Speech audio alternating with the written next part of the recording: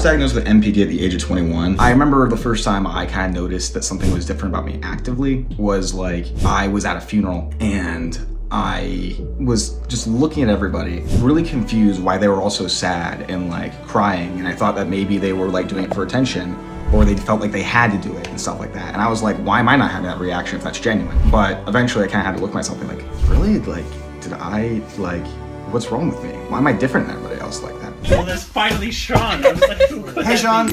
Hello. So my name is Jacob Skidmore. I'm a content creator called The Nameless Narcissist who makes content related to my struggles with narcissistic personality disorder. I was born in a small town in the Rust Belt, that is northeastern Ohio, and I came from like a middle class family, give or take. My mom left my dad when I was 5, and from there my home life kind of took a turn for the worst. My father became very removed and distant from us, and sometimes physically abusive. My mother was more preoccupied with the woman that she left my dad for than with her kids. And me and my sister started showing some mental illness issues pretty early on. And so, you know, time wears on, and like my grandiosity got like, this is when my attention-seeking grandiosity started coming through. Like, I needed to be the center of attention at all times. I was like constantly looking for new people to interact with, just to like feed me, to tell me who I am, because I don't know who I am without somebody telling me who I am. And like trying to charm people, trying to keep up this performance, getting more popular, it was an obsession. And it like I couldn't think about anything other than getting like the narcissistic supply, so to speak. I remember like when I was 15, like I had like this huge angry outburst that came from emotional dysregulation, where like me and my mom got into this argument and she was threatening to throw me out. And I told her that I was going to take my computer with me when I left, and she laughed at me.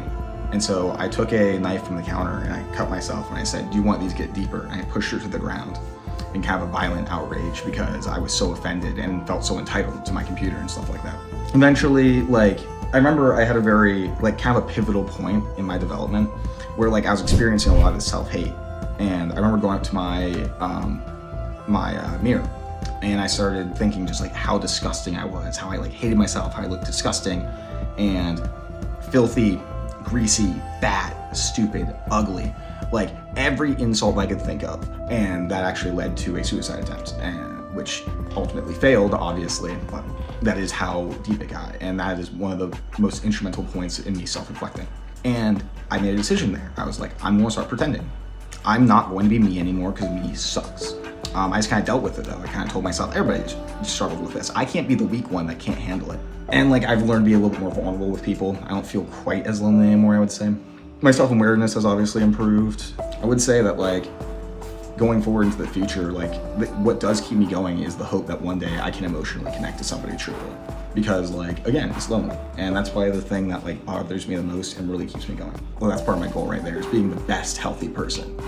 The most healthy person who's ever lived. The most healthy narcissist. Happy birthday.